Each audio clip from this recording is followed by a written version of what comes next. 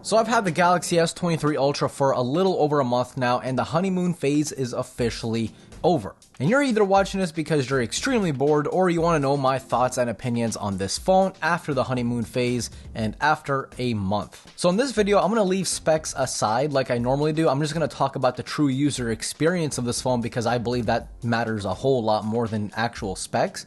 And I'll also leave timestamps down below for you guys to skip around. So after using the S23 Ultra for over a month, there are things about it to make me pick it up over my iPhone 14 Pro. In fact, the only reason I even have my iPhone 14 Pro is two things: FaceTime and iMessage. That's it. For anything else, I use the S23 Ultra. My opinions about it didn't really change, besides getting even better than they already were. The Snapdragon chip, for example, it's a massive difference over the 8 Gen 2. I've said this in every single review, but that's because more people need to know about it and more people need to hear it. It's not a small upgrade. From the 8 Gen 1 to the 8 Gen 2, it's like a night and day difference. It truly revives the entire Android brand. I mean, you could argue and say Snapdragon 8 Gen 2 kind of saved a ton of Android phones, not only in terms of performance, but in terms of cooling efficiency and battery life, which kind of goes with efficiency, but I just thought I would make that separate to make the list longer. There we go. But it's honestly something that you notice on a day-to-day difference. Like, for example, let's take iPhone, because honestly, there's Android and iOS. That's it, right? So let's take iPhone as a comparison to Android, right? iOS versus Android. With iPhone, like get the iPhone 13, right? Get the iPhone 13 and use it for a week, then get the iPhone 14, use it for a week. Your user experience is honestly going to be the same. Right? You're not going to notice that big of a power increase. You're not going to notice that big of a performance difference. But with the S23 Ultra, with the 8 Gen 2 comparing to the 8 Gen 1, you actually do notice a difference. So if you're the owner of an 8 Gen 1 device, not even a Samsung device, just a device that has that chip in it, if you go to the 8 Gen 2, you'll notice it like 100%. If you've been using smartphones since the day that they came out, like actual, like full touchscreen smartphones, you would know that every single year, whenever a new iteration comes out, it's usually a big difference. There's usually some crazy big difference.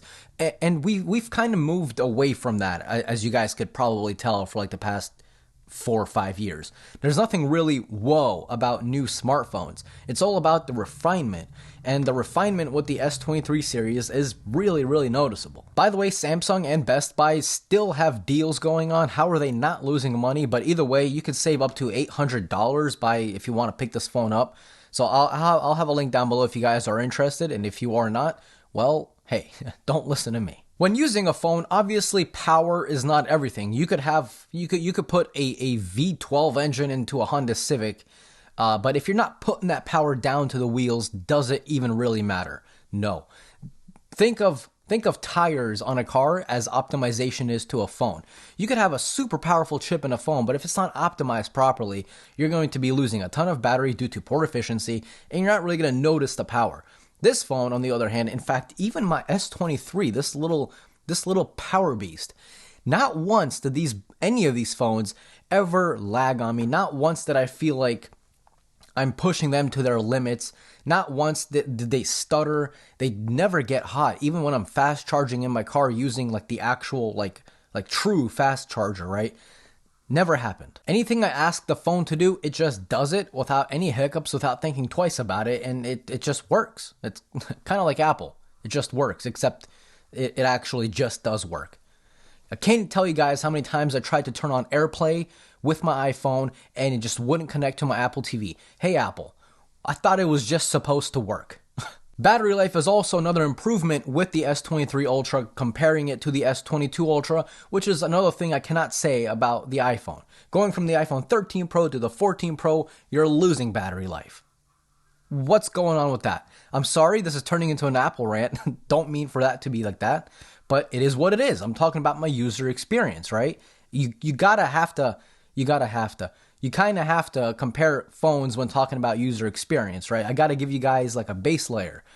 With this phone, the S23 Ultra, you're getting improved battery life.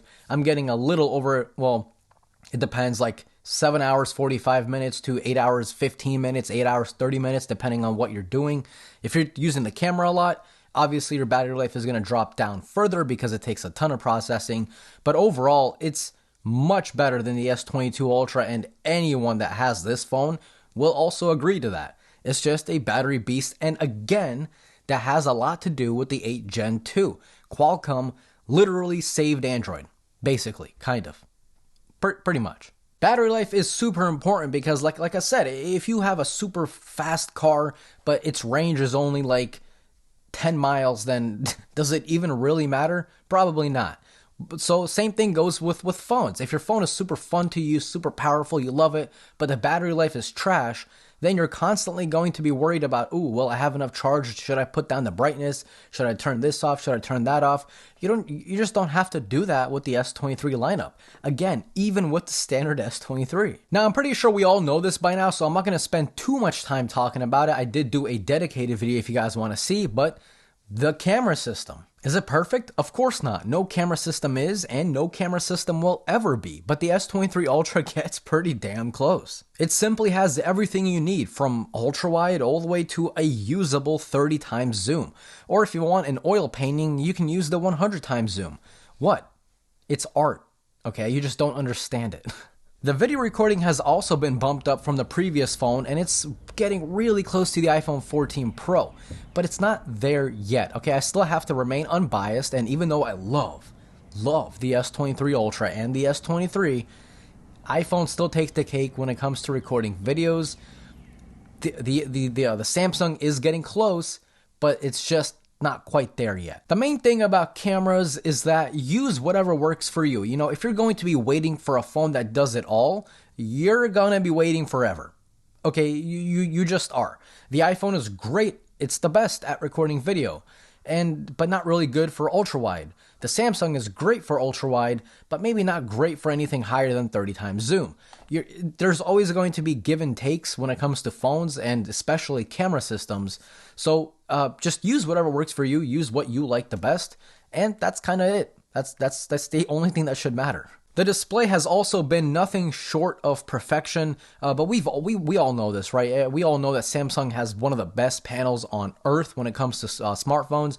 In fact, Apple panels are made by Samsung. Of course, they're using Apple specs to build them, but still, regardless, Apple trusts Samsung, so that must mean Samsung is doing something right. Now, you could argue and say that it hasn't really been updated because it has the same brightness as the S22 Ultra, but at least it's consistent, right? Again, consistency is arguably more important than just power. You know what I mean? So let's take the Oppo, oh boy, what's it called? The Oppo, hang on, I know this. I'm gonna use my cheat sheet.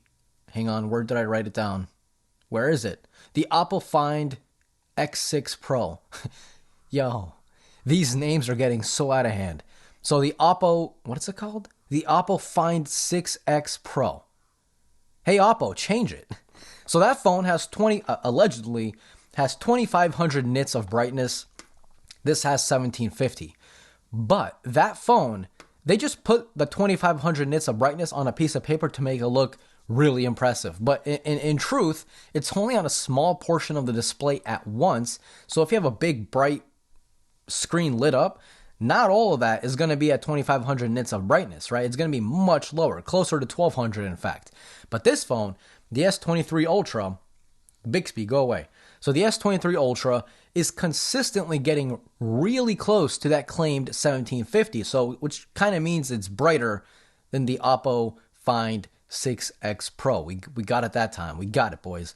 So, again, consistency is key. It doesn't matter if you're using this phone indoors or in direct sunlight, you're not going to have any issues seeing the display. You're just not going to see any issues. I have never heard of anyone complaining about it because it just doesn't exist. It is super bright, but it's not only bright, it actually changes the contrast of the display to not only just increase brightness, which kind of makes everything kind of like just flat looking.